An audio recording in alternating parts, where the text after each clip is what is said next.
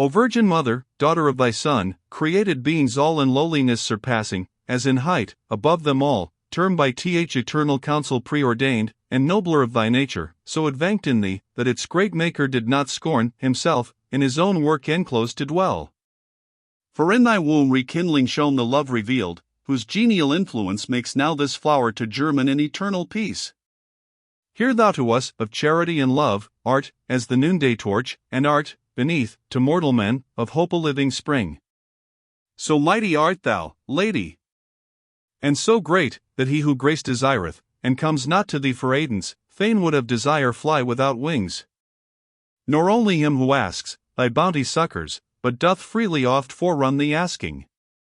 Whatsoe'er may be of excellence in creature, pity mild, relenting mercy, large munificence, are all combined in thee. Here kneeleth one, who of all spirits hath reviewed the state, from the world's lowest gap unto this height. Suppliant to thee he kneels, imploring grace for virtue, yet more high to lift his ken toward the bliss supreme. And I, who ne'er coveted sight, more fondly, for myself, than now for him, my prayers to thee prefer, and pray they be not scant, that thou wouldst drive each cloud of his mortality away, that on the sovereign pleasure he may gaze. This also I entreat of thee, O Queen, who canst do what thou wilt, that in him thou wouldst after all he hath beheld, preserve affection sound, and human passions quell. Lo, where, with Beatrice, many a saint stretched their clasped hands, in furtherance of my suit. The eyes, that heave in with love and our regards, fixed on the suitor, witnessed, how benign she looks on pious prayeress, then fastened they on everlasting light, wherein no eye of creature, as may well be thought, so far can travel inward. I, meanwhile, who drew near to the limit, where all wishes end, the ardor of my wish, for so behooved, ended within me. Beckoning smilled the sage, that I should look aloft, but, ere he bade, already of myself aloft I looked, for visual strength, refining more and more, bear me into the ray authentical of sovereign light. Thenceforward, what I saw, was not for words to speak, nor memory's self to stand against such outrage on her skill. As one, who from a dream awakened, straight, all he hath seen forgets, yet still retains impression of the feeling in his dream, e'en such am I, for all the vision dies, as 't were, away, and yet the sense of sweet, that sprang from it, still trickles in my heart. Thus in the sun-thaw is the snow unsealed, thus in the winds on flitting leaves was lost the Sibyl's sentence.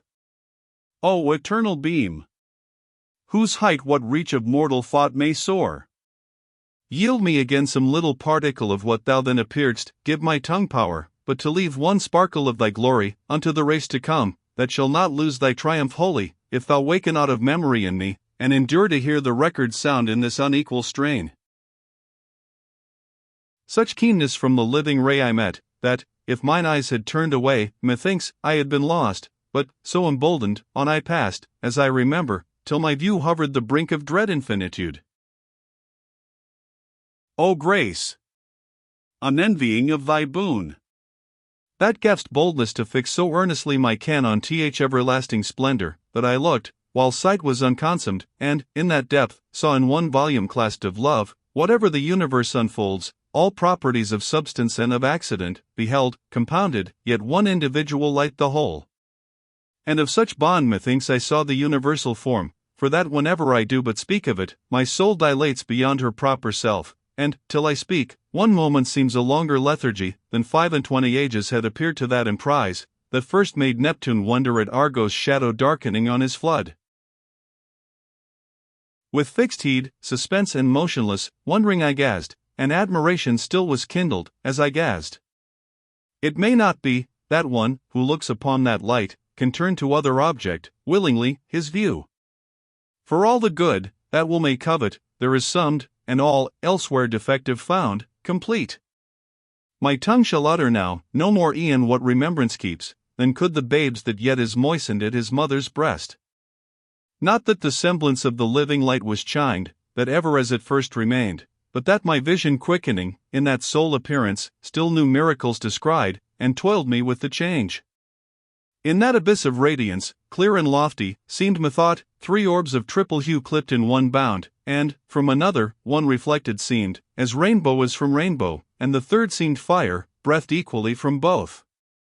O speech, how feeble and how faint art thou, to give conception birth! Yet this to what I saw is less than little. O eternal light! Soul in thyself that dwellst, and of thyself sole understood, past, present, or to come. Thou smilest, on that circling, which in thee seemed as reflected splendor, while I mused, for I therein, methought, in its own hue beheld our image painted, steadfastly I therefore pored upon the view. As one who versed in geometric lore, would fain measure the circle, and, though pondering long and deeply, that beginning, which he needs, finds not, e'en such was I, intent to scan the novel wonder, and trace out the form, how to the circle fitted, and therein how placked, but the flight was not for my wing, had not a flash darted athwart my mind, and in the spleen unfolded what it sought. Here vigor failed the touring fantasy, but yet the will rolled onward, like a wheel in even motion, by the love impelled, that moves the sun and heaven and all the stars.